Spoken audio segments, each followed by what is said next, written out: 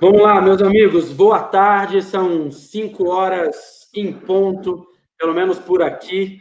A gente vai começar mais um Lift Talk. Eu vou ter hoje um prazer enorme de conversar com um amigo e o novo parceiro do Lift Lab, o Lincoln Rocha. Já vou fazer a apresentação formal, meu amigo. Deixa eu só fazer uma abertura e lembrar para as pessoas que canal é esse, né? Então, a gente está no canal do YouTube da Fenasbac, agora ao vivo.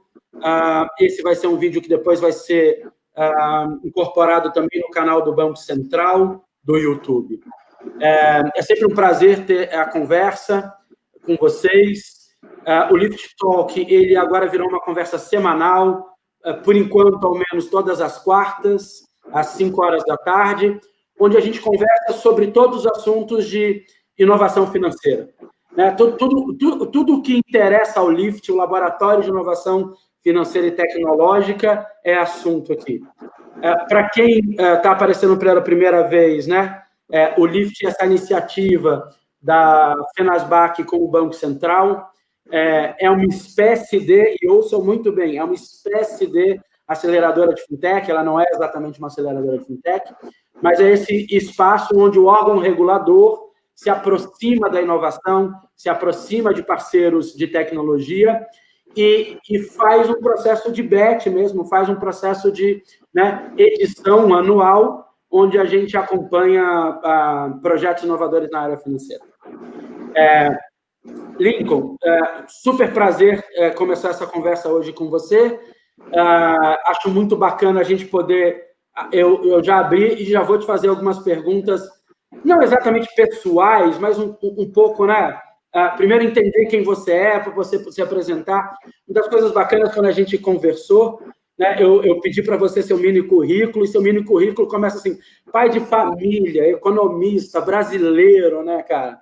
Assim, tem uma coisa muito, muito pessoal mesmo, mas eu sei da tua formação de economista, você é um cara com pós-graduação em administração, você é um cara com uma carga histórica bacana aí em meio de pagamento eletrônico no Brasil, passagens em BTG Pactual, em Bradesco, você tem um histórico legal, mas assim, se apresenta, né, de onde você veio e como é que você caiu na Célia, esse nosso parceiro do Lift? Conta um pouquinho para a gente. Rodrigo, primeiro, muito obrigado por esse convite, fico muito feliz de estar aqui com você, e estar aqui com os amigos que estão prestigiando esse evento virtual. É uma coisa muito gratificante, pessoal, né? Sei que tem amigos seus, amigos nossos, amigos do mercado, né, aqui dentro, e quando eu me apresento em qualquer entrevista que eu recebo, ou algum parceiro, minha primeira apresentação, cara, eu sou o Lincoln, eu sou marido da Renata, sou pai do Nicolas e da Sofia, sou carioca, sou flamenguista, enfim, a nossa vida, a nossa história, né? Então a gente tem que contar aquilo que a gente é, não aquilo que a gente... Então a gente vai contando um pouquinho daquilo que a gente é. E quando a gente trabalha com o que gosta, quando a gente faz o que gosta, você acaba fazendo grandes amigos, e isso faz parte da sua história. Então, a minha entrada no mercado de meio de pagamento, ela se confunde bastante com até a história da regulação do setor, né? Quando o CAD, quando o Banco Central resolveu, em 2009 para 2010, mudar o mercado de meio de pagamento com as adquirências. Aquele momento foi um momento de mudança de carreira importante para mim. Então, um marco regulatório marcou, né, a minha mudança de carreira. Eu decidi tomar algumas opções de carreira em busca daquele novo mercado que se apresentava, ou seja, saía de um mercado de adquirência que a gente chamava de monopólio, de bandeiras ou de arranjos, para um mercado, né, de multi-adquirência, de multibandeiras e de concorrência. Eu falei, cara, isso aqui vai mudar o mercado, isso aqui vai mudar o posicionamento, isso aqui vai abrir oportunidades e eu vou entrar por esse caminho. E não me arrependo, estou muito feliz. Em 2010, eu me mudei para São Paulo, inclusive, com essa proposta, com esse projeto. Acabei construindo uma parte da minha carreira, participei ali da criação de uma super adquirente que hoje tem em voga no mercado, que foi a Stone, né? Trouxe o André Street, o Edu Ponte, juntei com o BTG, participei desse embrião aí. A partir daí também me embrenhei aí na vida empreendedora de fintech. Naquele tempo, Rodrigo, é engraçado a gente falar fintech hoje como se fosse algo bastante consolidado. Naquele tempo a gente era considerado marginal, né? Todo mundo fazia algo que ainda ninguém conhecia muito bem, que precisava de ser regulado, foi regulado em 2013, né? E o Bacen, né, o Banco Central do Brasil, o regulador, né, desse mercado, sempre foi muito atento e muito à frente ele provocou mudanças no mercado muito significativas para o bem, né, para a competição, para ampliar, democratizar o acesso aos serviços financeiros. Ele conseguiu fazer com que isso pressionasse preços para que todo mundo pudesse escolher uma máquina azul, amarela, vermelha, ter o banco azul, amarelo, vermelho, ter digital, não entrar mais em agência. Tudo isso foi provocado com muito apoio do nosso regulador, né? Então, de verdade, o grande prazer de estar nessa reunião com você, estar no Lift com vocês, é muito também uma forma de devolver o que foi dado de oportunidade para mim nesse mercado, né? A partir de 2010, todo mundo começou igual, né? Tinha aqueles que já estavam no mercado há muito tempo, mas deu portas, deu chance para entrar. E aí a gente aprendeu muita coisa, escrevemos contratos que não existiam, criamos regras que não existiam, participamos de processos e de ferramentas que não existiam. Hoje está tudo muito mais consolidado, tem muito mais oferta, e eu fico muito feliz. Então, eu me apresento dessa forma, eu sou fruto dessa mudança e sou muito grato a isso. Bacana. A gente vai aproveitar desse teu histórico de 2008, 2010, né? Porque a gente entende, inclusive, um rearranjo mesmo do sistema de pagamentos brasileiro, né? Começando por ali, até a criação depois das instituições de pagamento, e essa é uma coisa que eu sei que você conhece bem. A gente está com um grupo já bom de pessoas, a gente está aqui com umas 60 pessoas nos assistindo, tem um monte de gente dando oi, assim, o pessoal lá da inovação da federação, a Daniele está aqui, a Lívia está aqui, mas tem um pessoal bacana também te dando um oi, Marcos Bueno, Franciele Santos, tem um pessoal que nos acompanha, o Cláudio da Super Saque Fácil está aqui com a gente, um dos projetos que passou do Lift no ano passado, assim, um super projeto que vale a pena conhecer.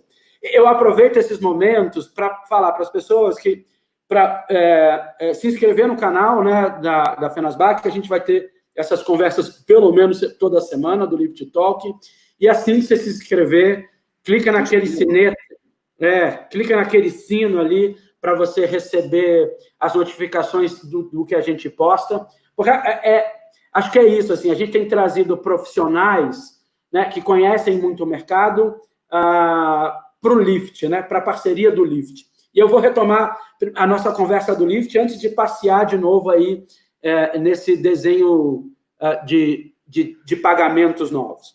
Tá bom. A Seller é a nossa parceira mais nova, né? Você está numa posição de CEO da Seller e acho que é importante a gente conversar um pouco sobre isso, assim.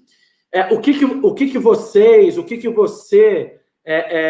reparou no Lift, né? Que podia ser bom para o mercado, bom para a Seller? Por que vocês resolveram, né, propuseram uma parceria? A gente sabe por que aceitou, depois eu posso contar essa história. Mas, assim, como é que vocês encararam o Lift e como é que vocês veem o Lift hoje, Lincoln? De fato, Rodrigo, foi uma grande coincidência, né? Através lá do Siqueira e do pessoal da Campus Party, onde estava como na Campus Party, que não teve em virtude aí da pandemia, da Amazônia, ia ser a primeira Campus Party da Amazônia, conhecemos o Lift, fiquei apaixonado pelo projeto, mas isso tem muita... ele veio de encontro ao propósito. A Seller é uma história interessante. A Seller, antes de ser um negócio, ela nasceu porque ela é um propósito, né? Eu convivi né, participei desse processo, muita gente com muitas ideias, com muitos projetos bons, querendo entrar, acessar o mercado de pagamentos com soluções, solução para táxi, solução para ônibus, solução para cabeleireiro, solução para corretores de imóveis, solução para vários segmentos.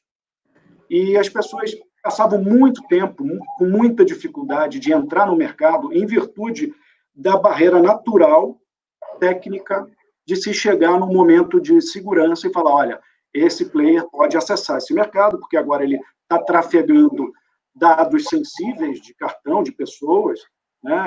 Inclusive vem aí agora mais uma regulação para proteger, né, os dados das pessoas. Só que você gastava muito tempo e muito recurso, e a maioria das vezes o player, a fintech, a startup que está começando não tem todo esse recurso para percorrer. Só que a gente acabava vendo que o projeto que era essencial, que era a essência daquela célula, se perdia no processo de construção. Então, imagina um Lego que para você fazer o que você quer, você primeiro tem que construir uma base e 80% do seu dinheiro, do seu tempo vai naquela base. Os 20% você já perdeu o fôlego.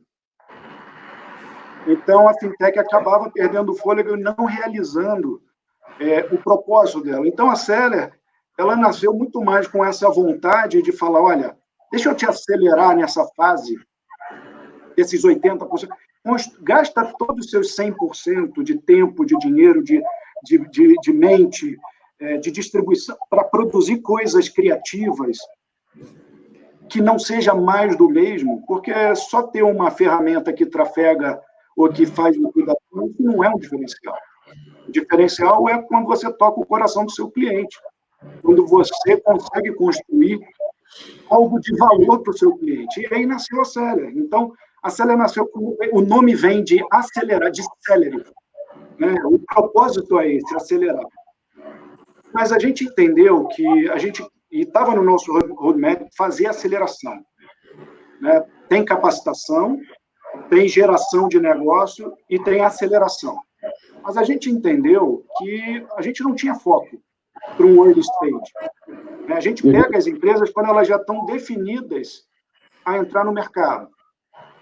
Então, aquele período conceitual, aquele período de pré-validação, aquele período de prototipação, a gente não estava preparado nem com foco para isso. O que aconteceu é que a Celer começou a tomar algum tipo de tração em termos de negócio, e quando eu conheci o NIFT, quando eu conheci o trabalho de você, eu falei, é isso, eu não preciso construir, eu vou apoiar esse projeto, nós como empresa, nós vamos apoiar esse projeto, claro, né, a gente teve que conversar, ser aceito, entender os princípios, e a gente falou, cara, a partir daqui, todo o nosso esforço de aceleração, todo o nosso esforço de pré-aceleração, de capacitação, a gente vai dedicar ao LIFT. Então, foi aí que surgiu essa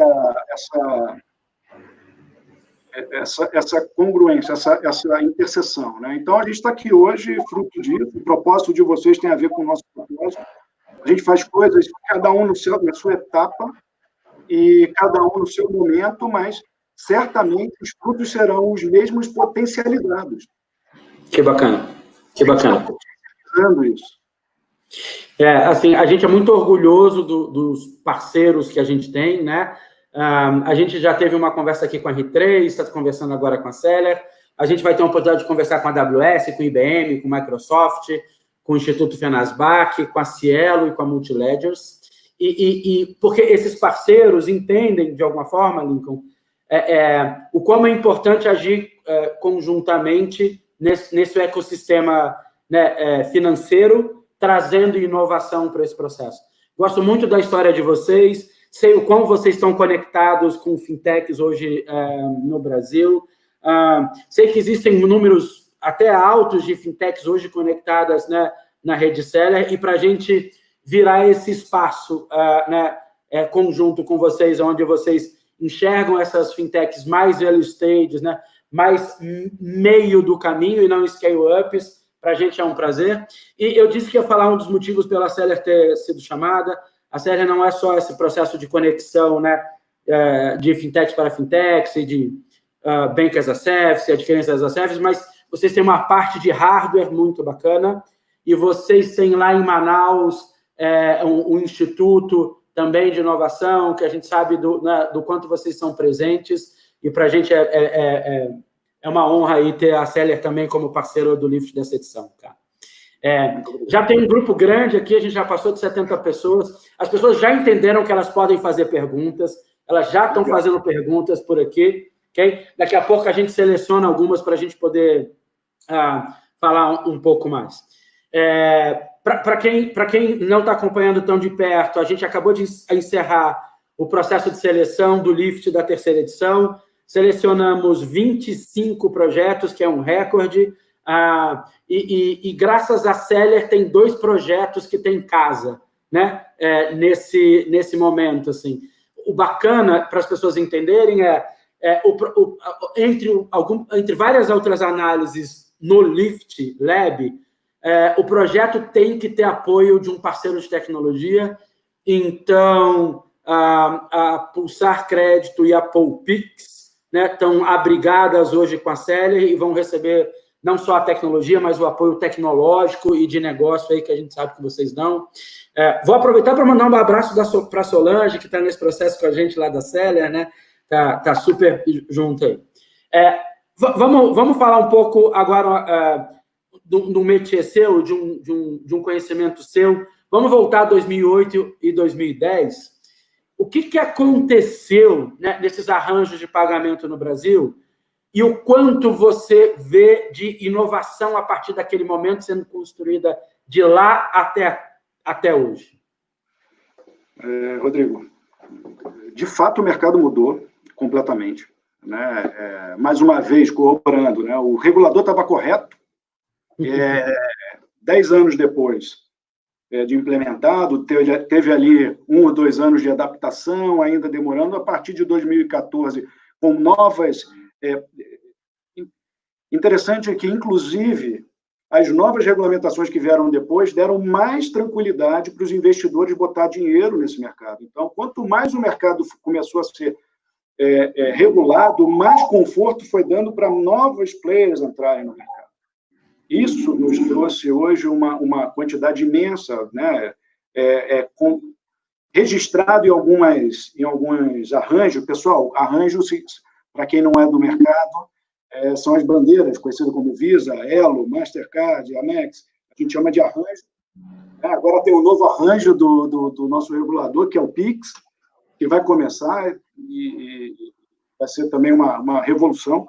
Mas em 2013, quando começou a ser colocado novas regulamentações ou novas normas, o mercado começou a ficar mais atraente porque estava regulado, estava seguro. Então, pode investir nesse mercado porque você tem apoio, né, do regulador, você tem apoio para você estar alicerçado em políticas públicas que permitam isso.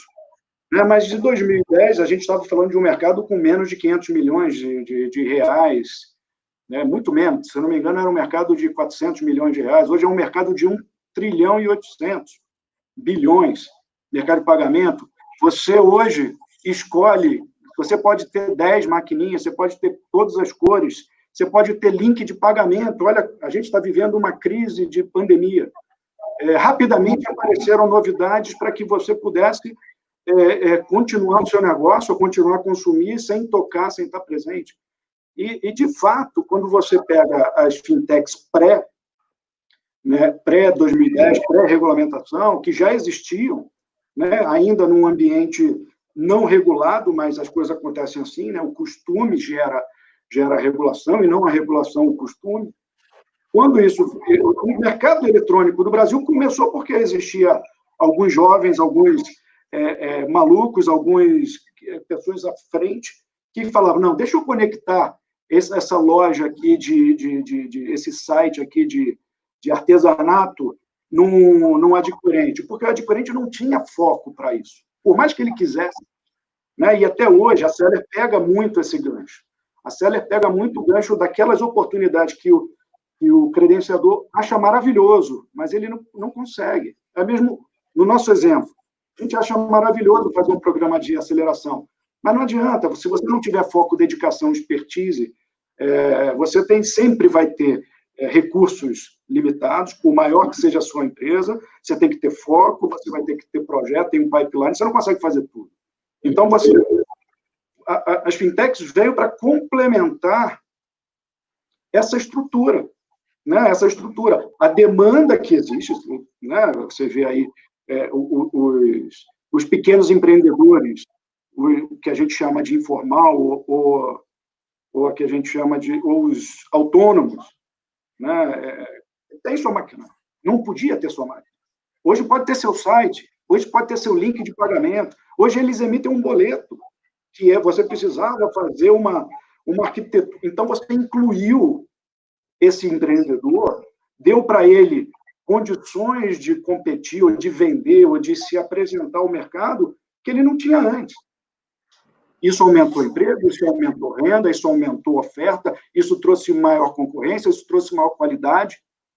Né? É o princípio lá de 2010, a abertura foi abrir concorrência para poder ter mais qualidade, para poder ter menor preço, e é isso, e deu certo. E deu certo. Você estava falando, eu estava lembrando também de algumas conversas que a gente teve sobre essa somatória de como a legislação, né, criou, primeiro, um processo de desintermediação, né, eficiência no sistema e competitividade, né?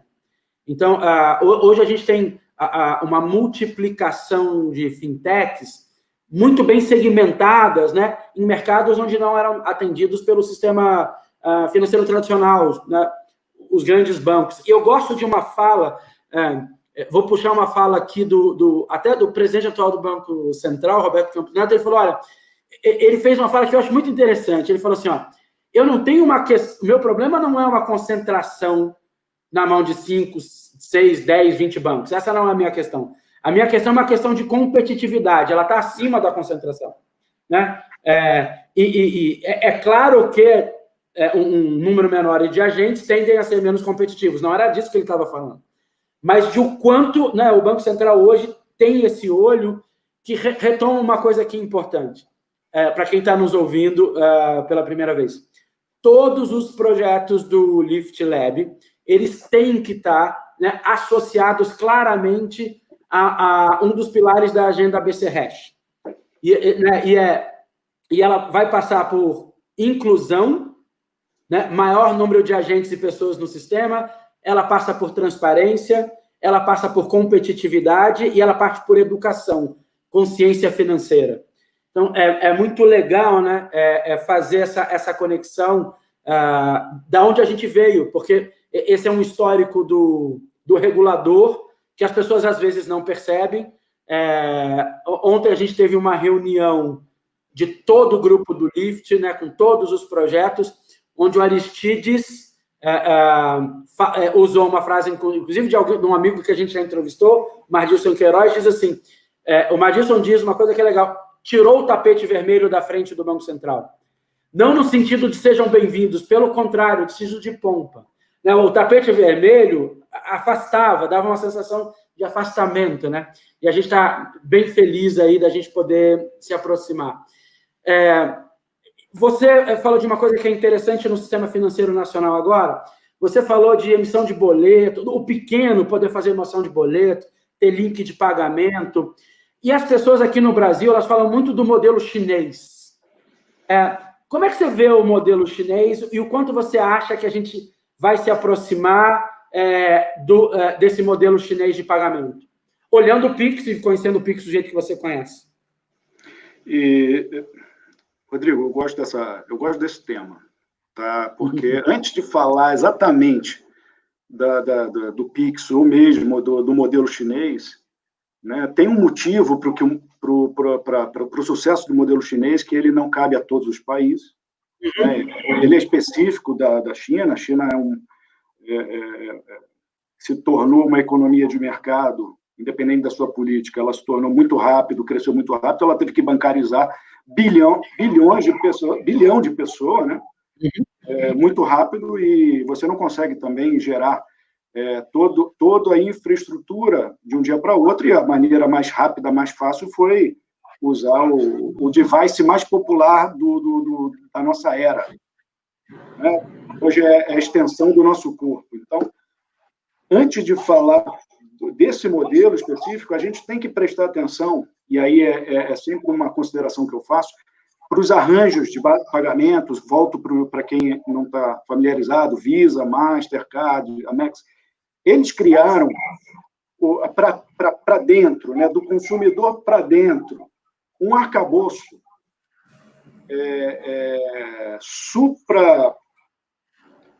Estado, né, porque ele não fala, ele independente do Estado, porque a gente tem exemplos de países que quebraram, a gente tem exemplo de bancos que quebraram, a gente tem exemplo de vários modelos que quebraram e eles continuam de pé, porque eles criaram um ecossistema, e aí a palavra ecossistema ela tem uma verdadeira conotação, porque eles criaram entidades, o emissor, o credenciador, o liquidante, e aí criaram uma série de colaterais, de garantias, cada um no seu sabor, cada um na sua forma, cada um no seu modelo, mas que foram e são, até hoje, a prova de desgaste.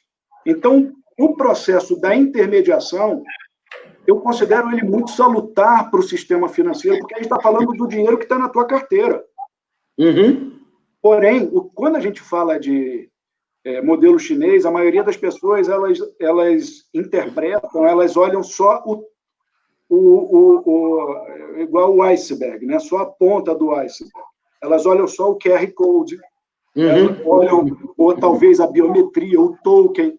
Isso é legal, isso é importante, porque o processo de pagamento, ele passa por aprendi com um professor, vou dar o crédito para ele, que é o Edson Santos, né? Ele falou, é um processo de autenticação e de logística. Então, quando você autentica, eu incorporo no modelo dele a questão da autorização. Mas a validação é saber se o Rodrigo é o Rodrigo, isso pode ser feito por um QR Code, isso pode ser feito por uma íris, pode ser feito por senha hoje, que é um chip, né? A prova de fraude com senha, pode ser feito de várias formas, e cada vez mais a gente tem ferramentas, instrumentos de fazer essa validação contactless, né? Que é a palavra sem contato. É o que vai acontecer, isso é um caminho, isso é inexorável, né? As pessoas, custa caro ter plástico, ter máquina, então o que for usual, o que for democrático, é o que vai vencer. Eu acho que o processo do QR Code é um dos primeiros ensaios, como a gente ensaiou sair daquela maquineta, e que me lembra a minha infância, né? Mandando um abraço aqui para minha mãe, que deve estar assistindo, quando comerciante, eu era autorizador de cartão. Eu pegava o cartão, lia lá no quadro, passava, e por quê? Isso acabou. Veio depois uma tarja magnética, veio um chip, vai vir um QR Code, vai vir uma biometria, vai vir tudo isso. Agora, o processo que está por trás de logística do dinheiro, ou seja, o dinheiro sai de um banco A para o banco B, da conta do Rodrigo para a conta do bar do seu Manel. Como? Que mágica é essa? Esse é todo o processo do arranjo. Então, o Banco Central, o modelo chinês, ele realmente foi muito hábil, muito habilidoso, teve apoio, né, do regulador local, teve apoio do Banco da China, teve apoio, e foi aí uma forma de que ele resolveu a logística primeiro, para depois aplicar uma tecnologia, que eu chamo essa tecnologia aí da ponta do iceberg. Então, a logística do dinheiro, o dinheiro cai na conta certa, na data certa, com juros corretos, com um preço cada vez mais barato, isso para mim, o 80% do negócio. Legal. Eu vou juntar com... A gente teve duas perguntas que tem, acho que alguma conexão aí com o que a gente está falando. Eu vou até mostrar elas aqui na tela. O Ítalo, perguntando se nós acreditamos que o Open Banking abre a era dos super apps para o segmento financeiro. E aí, a Daniele Teixeira, ela traz também a história, né, sobre a China, sobre lá todo mundo tem o WeChat e paga por ele, né? O WeChat é um desses super apps, assim. Você consegue enxergar, né, em algum horizonte aí de futuro, um super app rápido no Brasil? Temos vários ensaios bons no Brasil. Temos vários ensaios bons. Eu acho que isso vai se... Né, nós temos aí experiência do Mercado Pago, do iFood, do PicPay. Temos vários exemplos bons, sólidos, mas a vinda do QR Code único, né, a vinda de um QR Code que identifique, vai ser a disrupção total desse mercado. Tá? Eu não vejo dúvidas. Eu não tenho dúvidas que isso vai mudar comportamento, isso vai mudar o processo de vendas, seja no e-commerce, seja no mundo físico, isso vai começar a virar uma coisa só. Pagar no e-commerce ou pagar no físico vai ser praticamente a mesma coisa. Eu acredito nisso. Não acredito que isso é amanhã. Acredito que isso tem um processo cultural, tem um processo de estabilização. Acredito que no prazo de 2 anos. Respondendo o Ítalo, né, sobre o Open Bank, eu acredito demais que o Super App e um administrador o Super App vai ser um administrador de app e um facilitador de compras. Né? Eu não acredito só um Super App, eu vou ter um Super App sem sentido, não. Eu tive o prazer de conhecer a Tencent, visitar as instalações lá em Shenzhen, vi o histórico e vi o plano deles. Eles têm um plano que é realmente um ecossistema que você não sai ali de dentro. Então, acredito que as empresas elas vão estar pensando no vendedor, no ofertante, naquele que vive vendendo alguma coisa, vendendo uma aula, vendendo um curso, vendendo conhecimento.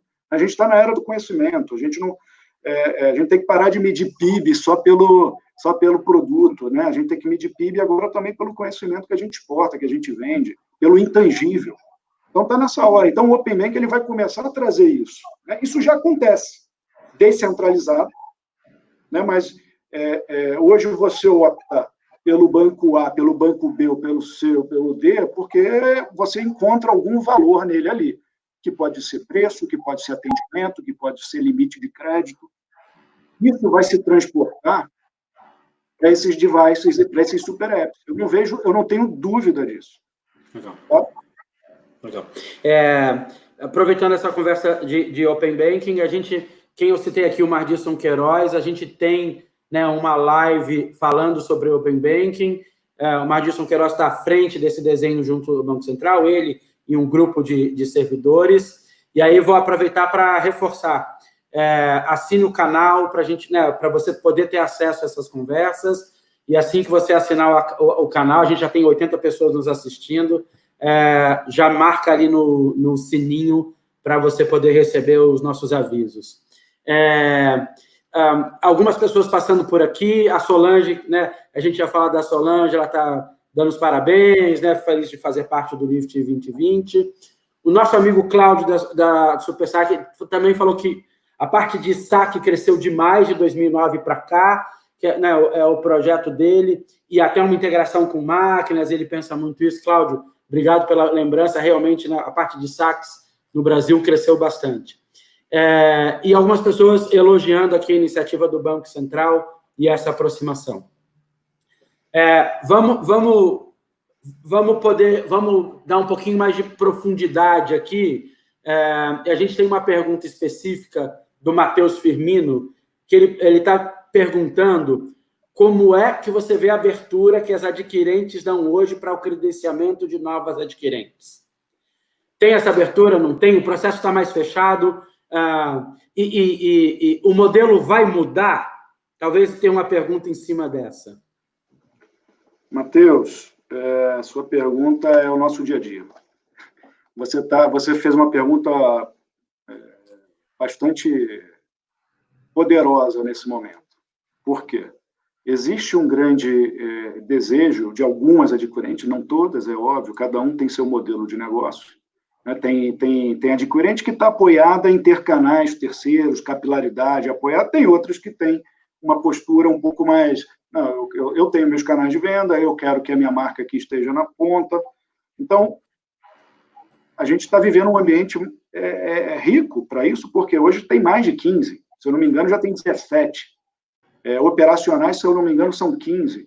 Então, dessas 15, você vai encontrar Daqui a pouco você vai encontrar 1 ou 2 ou 3 parceiros adquirentes que vai te dar esse espaço. Né?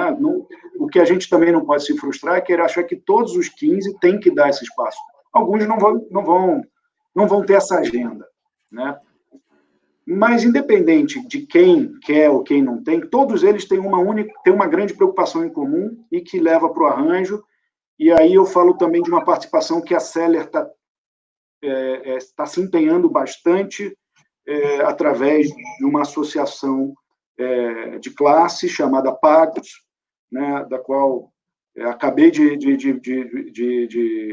ser convidado. A Seller acabou de sentar na cadeira da diretoria dessa Pagos para trazer uma agenda.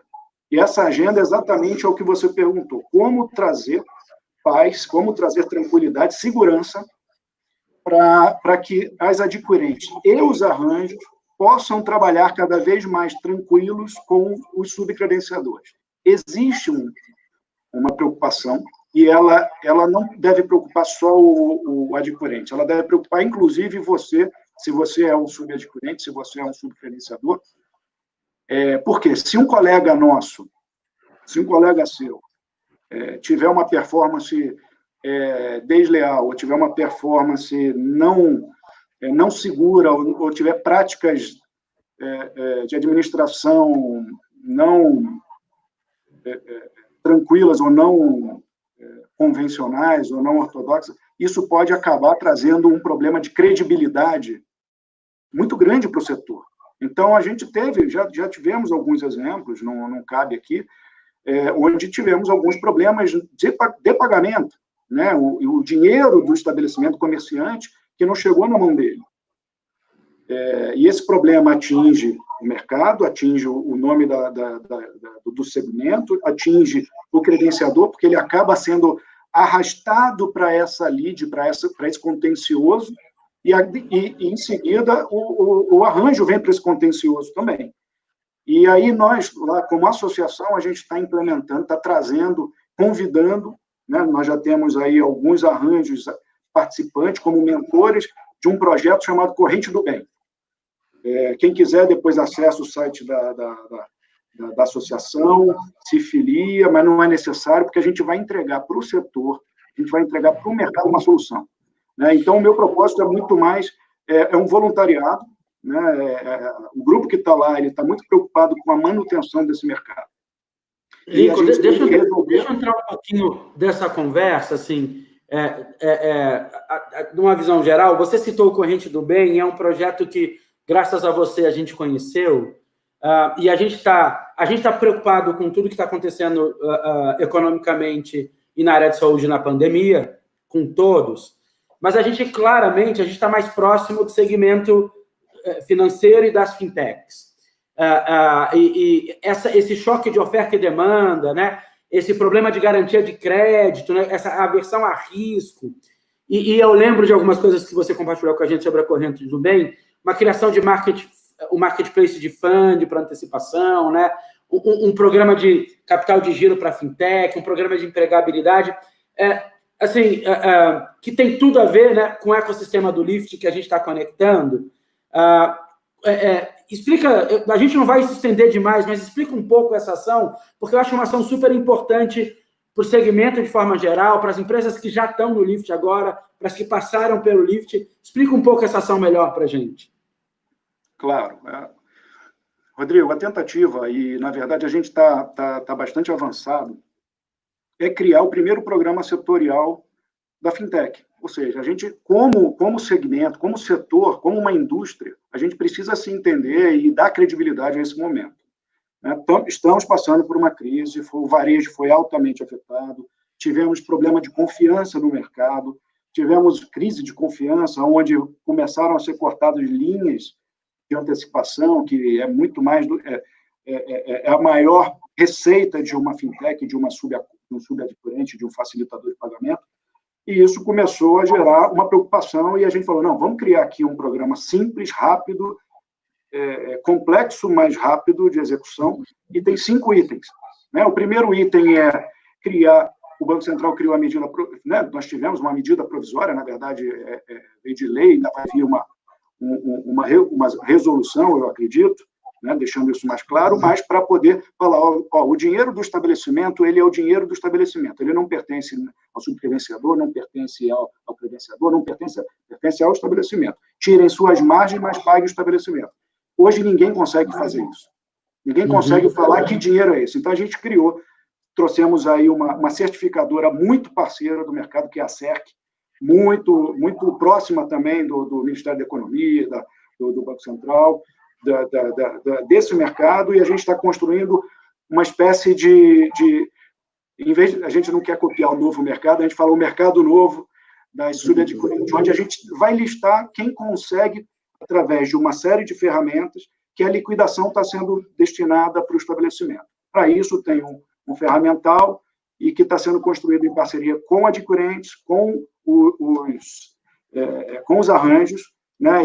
Eu mesmo, nós aqui como Célia, somos o piloto dessa operação, que vai entrar no ar, se eu não me engano, até semana que vem, ou no máximo 2 semanas, a gente já tem a resposta desse piloto, para a gente colocar isso no ar de forma massiva. Estamos trazendo os arranjos para serem mentores desse programa, isso que é legal. O Bacen também está sendo convidado para ser mentor desse programa, e esse programa não é da associação, não é da empresa Alber, é do mercado. O segundo item é que, a partir disso, com isso resolvido, a gente abre aí uma ferramenta chamada Marketplace de Funding, onde pessoas, investidores profissionais, investidores como FDICs, como bancos, poderão comprar recebíveis nesse mercado aberto de empresas listadas. Isso está sendo feito. É uma grande mudança de mindset. Hoje é um problema captar, né? Então, é um processo complicado. Terceiro item, a gente está buscando, com alguns bancos parceiros, criação, grandes bancos, né? Criação de um capital de giro para fintech, específico para fintech. Por quê?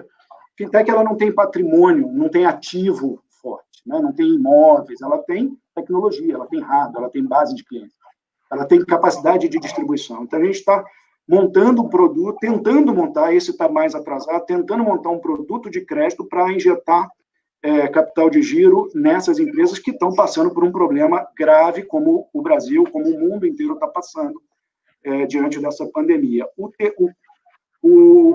Um dos itens também que nós criamos, esse já está para ser implementado, é um programa de M&A.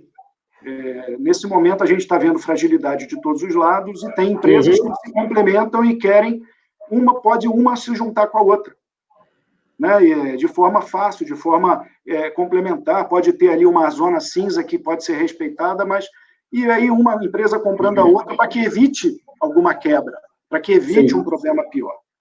E o quinto, aí pensando nos profissionais do setor, é engraçado, né? O setor já está aí com, sei lá, mais de 500 fintechs, eu acredito que tem mais de 1.000, mas listadas, eu acredito que se você pegar as fintechs de crédito, as fintechs de pagamento, as fintechs de open bank, de consolidação de extratos, né, de educação financeira, de seguro, você pegar isso, deve ter um ecossistema com muito mais de 5.000 aí. Só falando de pagamento, eu acredito que tenha mais de 1.000.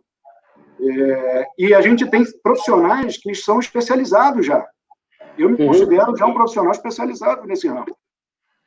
E aí, ninguém fala com esse profissional como um profissional. Você fala com um bancário, você fala, ô bancário. Quando você fala com determinada categoria, por que não tem um profissional fintech?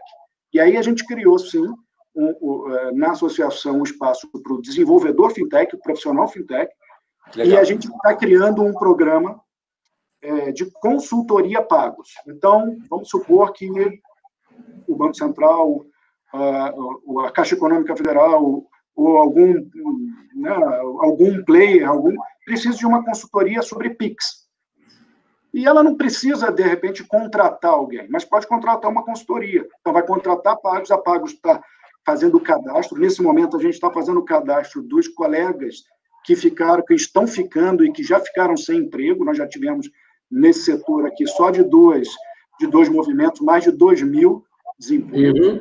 Então, a gente está pegando o catálogo desses profissionais para que a gente possa ofertar para eles um trabalho temporário de consultoria.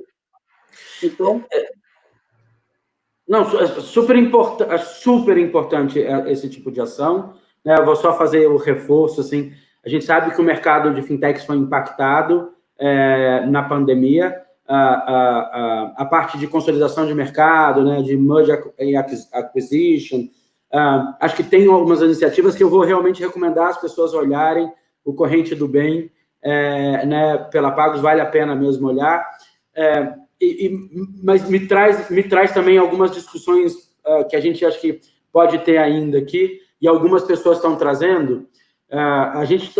Eu acho que a live com maior quantidade de perguntas, eu vou ser sincero, assim, as pessoas estão muito interessadas em sugar o teu conhecimento específico do mercado. Existe algumas perguntas, eu vou puxar agora um projeto que entrou no Lift Lab esse ano, o pessoal da Caixin perguntando se existe algum adquirente ou subadquirente entregando algum tipo de inteligência financeira diferenciada para varejo. Alguém que tem essa leitura e traga algum valor agregado que chame a atenção. Você está vendo isso agora para ajudar os nossos amigos? Resposta curta. Sim, não, se sim, quem é? Tem. Não é a maioria. E isso é a minha principal preocupação. Eu não sei quem perguntou, mas é importante essa sua pergunta, porque quem quiser entrar nesse mercado, a partir de hoje, a oferta não pode ser uma oferta commodity. Ser uma maquininha, ser uma conta. Você tem que entender quem você quer atender, você tem que ter um propósito e você tem que ter um diferencial.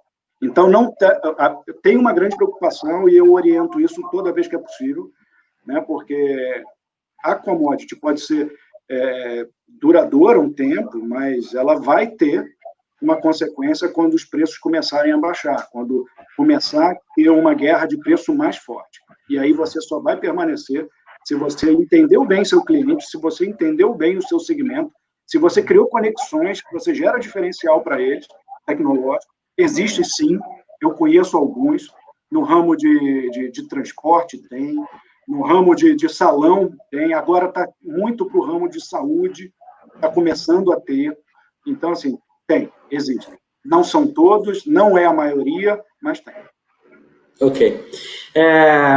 Boa. E lembrando, o Lincoln tá no grupo de apoio ao projeto do Lift, então ele vai estar acessível junto com a Solange aí, né, para dar apoio a alguns projetos e, obviamente, né, é só entrar na Seller, ele consegue contato por lá para que ele possa ajudar mais fintechs.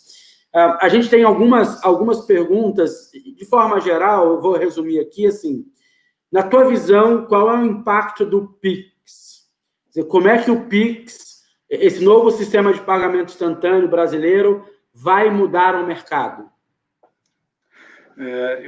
Isso é uma pergunta interessante, porque eu lido com, né, dentro de uma estrutura que também mexe com hardware, que tem esse skill, e eu acredito que o Pix ele trouxe para quebrar uma barreira. E que barreira é essa? Né? Existiu uma barreira entre SPB, né, Sistema Brasileiro de Pagamentos, onde convencionado aqui do TED, do DOC, do boleto, tudo isso ocorre num sistema chamado SPB, e existe uma parede que divide o meio de pagamento por arranjos, né, onde você paga um cartão de débito, de crédito, paga lá no site, bota dinheiro usando o PayPal, conta, enfim.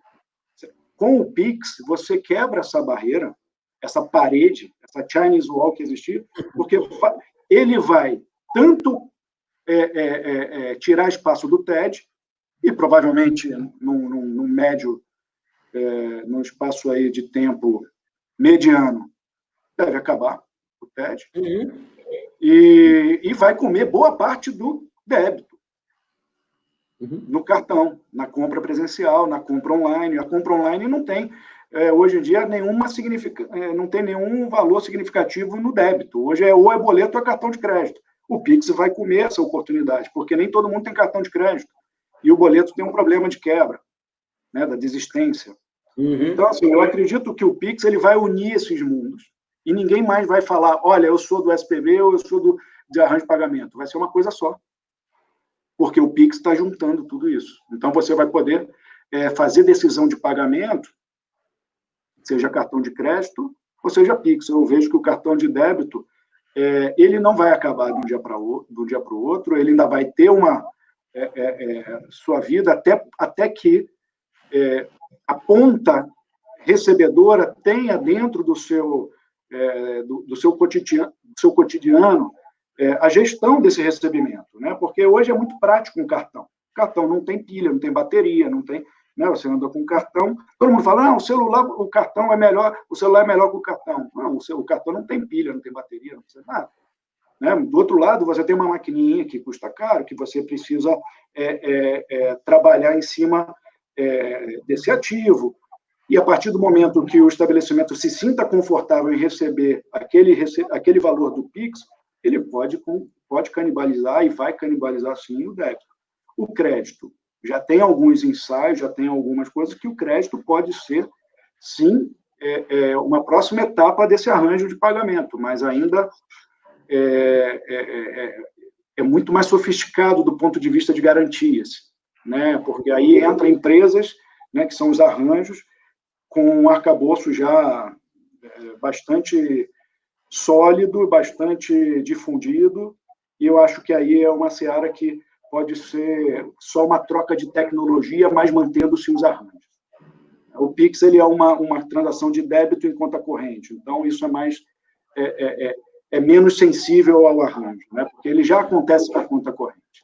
E adiantando para todo mundo, semana que vem, dia 17, a gente vai estar conversando sobre Pix, tá?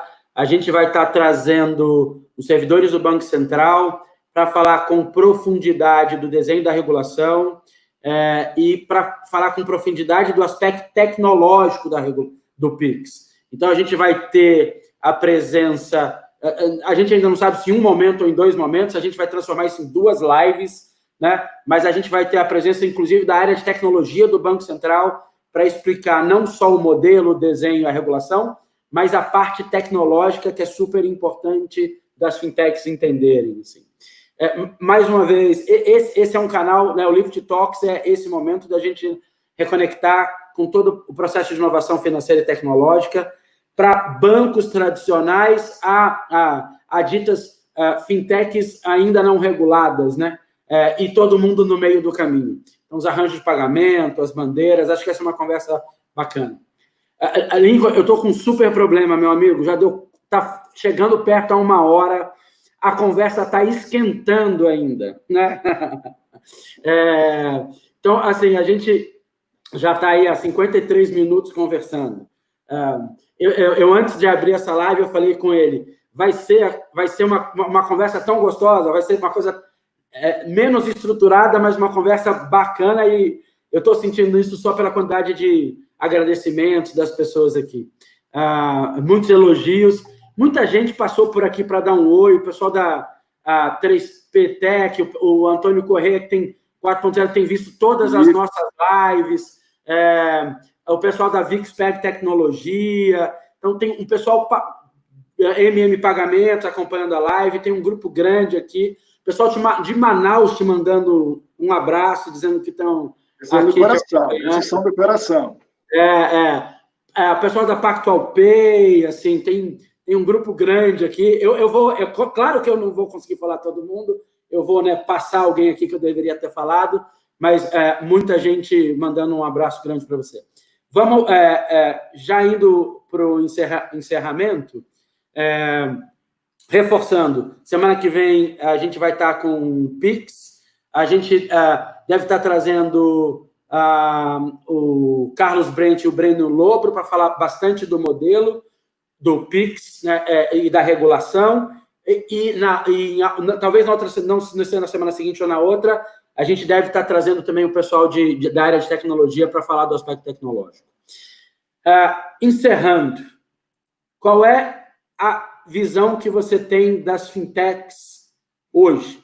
qual é o papel das fintechs no sistema financeiro nacional brasileiro, o que elas estão fazendo, e nesse momento, inclusive de pandemia, e o pós-pandemia, né? Qual é, acho, tua visão para as fintechs, para a gente encerrar essa conversa?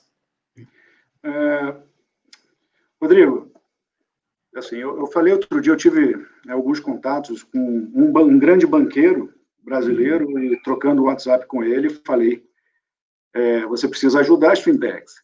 Não adianta, você precisa ajudar porque pode morrer a metade, elas vão voltar, e vão voltar maiores.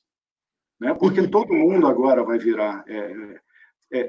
o meu grande conselho, ou a minha grande preocupação com as fintechs é que elas começaram sendo muito techs e pouco fim. Né? Quem não sabe é financeira, produtos financeiros e skill tecnológico. Né? Financeiro e fintech é isso. Gastavam muito tempo no básico da tecnologia e pouco pensando num produto financeiro com valor para determinado cliente. Temos clientes com necessidades ímpares no Brasil. O Brasil, só falando do Brasil, eu nem comentei aqui, Rodrigo, mas a Seller começou um trabalho de internacionalização com apoio grande da Visa Latinoamérica para resolver essa questão aí de levar arranjo de pagamento para outros países. E a gente a gente olha um Brasil bastante evoluído quando olha os nossos colegas, nossos irmãos vizinhos aqui, mas todos lá querendo também efervescer essa questão de fintech. E qual é a minha visão? A fintech, ela é o atual motor, né? Tanto que foi logo pensado na pandemia, sendo as fintechs distribuidoras aí de ajuda financeira, dos aportes, dos recursos aí do Corona Voucher, enfim. Por quê? Porque ela resolve problemas que grandes corporações elas querem resolver, mas elas não conseguem descer tanto naquele detalhe, ou naquele segmento, porque às vezes não compensa, porque às vezes é um segmento de 2, 3 milhões de players, de pessoas, né? E os bancos estão preocupados, os grandes players, e óbvio, fizeram um grande trabalho de bancarizar o Brasil, né? Mas a gente ainda tinha 40%, tinha 50% de não bancarizado. Hoje esse número já beira muito menos, já deve estar beirando aí a 20% de não bancarizados. Teve um último relatório aí com a emissão da Caixa Econômica do Corona Voucher. Acho que, né, foi um baita trabalho do Ministério da Economia, junto com a Caixa Econômica. Então, assim, as fintechs, elas são soluções que a gente não tinha do sabor que a gente precisava. Então, você que é fintech, pense a solução que você quer, pensa bem no valor, no propósito que você tem, o valor que você vai agregar. Porque se você não agregar valor nenhum, você não vai ter um público. Né? Falar hoje que você tem maquininha, né?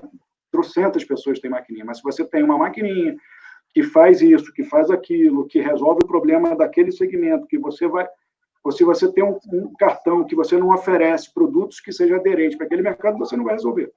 Então, a minha grande preocupação hoje tem tecnologia, todo mundo sabe falar tecnologia, todo mundo demanda, consome muita tecnologia, mas tem que pensar mais no produto, tem que pensar mais na solução que você está entregando, no valor que você está entregando. E isso é gostoso. Desculpa, quando eu falei da Seller, a Seller é uma realização, porque a Seller nasceu com esse propósito. A gente queria estar perto de um monte de projetos, e a gente sabia que não ia fazer um monte de projetos. Então, quando a gente fica perto, cara, a gente vê solução para bomba de gasolina, até solução para pagamento de imposto, solução, a gente vê de tudo, e assim, é tudo bacana. O próprio Lift está nos trazendo dois grandes projetos, um é o Pulsar Crédito, que é voltar uma fintech voltada para dar crédito no âmbito da saúde. Né? O POPix já está pensando em estimular a poupança através do Pix. Olha só, nem saiu o Pix, já tem uma garotada, já tem uma galera pensando em criar e outra, micropoupança ou microinvestimento é um mega mercado que o Brasil não explorou. Então, eu estou muito orgulhoso de falar sobre, de estar ajudando, estar inserido aí no apoio ao projeto do POPix, também do Pulsar, porque isso é Isso é uma necessidade. O Brasil não tem poupança agregada. Se você cria micropoupança, uma vez eu vi um projeto nos Estados Unidos que era feito, era uma fintech, que ele fazia um cartão pré-pago de investimento que tinha o apoio da Melinda e Bill Gates, e aquele fundo, se você comprava um cartão pré-pago para uma pessoa que não tem um Social Security nos Estados Unidos, um CPF, porque ele é um informal lá, ele comprava um ticket de $50, um cartão pré-pago de $50, a partir do momento que você ativava aquele cartão estava rendendo o mesmo do fundo de bilhões da gestora da Fundação Gates. Olha que massa. É fantástico, assim, ó. E aí eu também já vou encerrando a minha participação e a nossa live, infelizmente, mas primeiro corroborando essa tua frase final, essa tua pegada final, assim. A gente sabe da capacidade das fintechs de entrega, distribuição e conexão na ponta com segmentos no Brasil inteiro. Mas é muito importante entender o fim, né? A parte financeira. A gente sabe o quanto o Bank as a Service está crescendo, quanto a parte tecnológica, né, bancária, ela pode vir a ser concentrada por grandes players de tecnologia, e se você não entender, né, a parte financeira e a conexão do cliente, a experiência que você está causando, qual é a dor verdadeira dele, você, como fintech, pode estar fora prematuramente do jogo. Né? Então, esse entendimento é muito importante. Aí eu vou juntar duas coisas. O Lift, na verdade, isso aqui é uma iniciativa do Lift, né? Um Lift Talk, uma conversa Lift. As pessoas conhecem muito o Lift Lab, que é o centro, né, do Lift, mas a gente tem uma outra iniciativa chamada Lift Learning. Estou botando o site das duas aqui embaixo. O Lift Learning é para esses desenhos iniciais de soluções inovadoras, trazendo as instituições de ensino superior, trazendo os alunos de graduação, pós-graduação, professores e pesquisadores, para aquele início de desenho de solução, desde pesquisa básica e aplicada da universidade, a prova de conceito e começando o desenho inicial. Então, vale a pena conhecer, você que está pensando em criar uma fintech ou desenhar uma solução nova já dentro de uma instituição financeira mais tradicional e trazer alunos de graduação e pós-graduação, vale muito a pena conhecer a iniciativa do Lift Learning. Você estava falando, Lincoln, um pouco antes sobre essa formação desses profissionais que já existem no mercado de fintech, pois acho que um dos lugares onde eles vão nascer são iniciativas como essa, onde a gente já dá uma experiência real de trabalho para esses alunos da área de tecnologia, da área de direito, porque a regulação impacta muito, da área de design, na área de produto, né, para que eles possam trabalhar já nessa desenho de solução.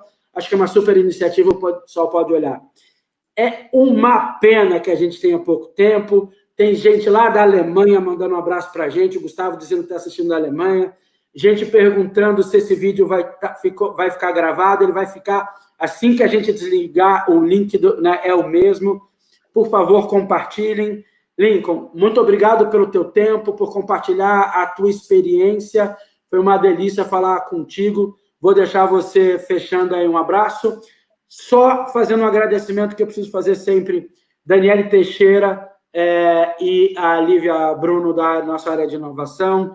A gente é uma área pequenininha, né, que faz aquele malabarismo do prato, assim, né? Não deixa nenhum prato cair, corre para um lado para o outro, e elas têm ajudado a construir essa área. Tá? Então, muito obrigado, Daniele Teixeira e Lívia Bruno, por estarem sempre juntos. Lincoln, seus agradecimentos finais para a gente poder encerrar, sabendo que a gente deveria ficar mais tempo. Eu agradeço. Vamos ter outras oportunidades. Obrigado demais por estar aqui. Isso aqui é o que corre na minha veia, isso aqui é o dia a dia, é o que eu gosto de fazer, o que nós gostamos de fazer. Eu quero agradecer primeiro, não posso deixar de agradecer aquelas fintechs que estão com a gente, são muito especiais, são com muito carinho, a gente conhece nome, sobrenome, a gente cuida deles, a gente tem muito prazer em ver projetos nascendo, deslanchando, a gente fazer esse link com os adquirentes.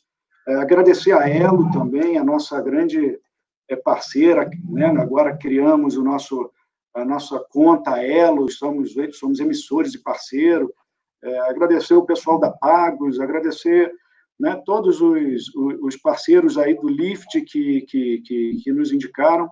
É isso. Eu quero agradecer a você, Rodrigo, por ter nos dado essa oportunidade e conte conosco, né? O compromisso nosso aqui é tornar o Lift Lab o nosso programa de aceleração. O nosso early stage é o Lift Lab. Que maravilha. Muito feliz. Então, pessoal, até semana que vem, onde a gente vai conversar um pouco mais sobre os assuntos do Lift, especificamente. Semana que vem a gente fala do Pix. Grande abraço. Obrigado. Valeu.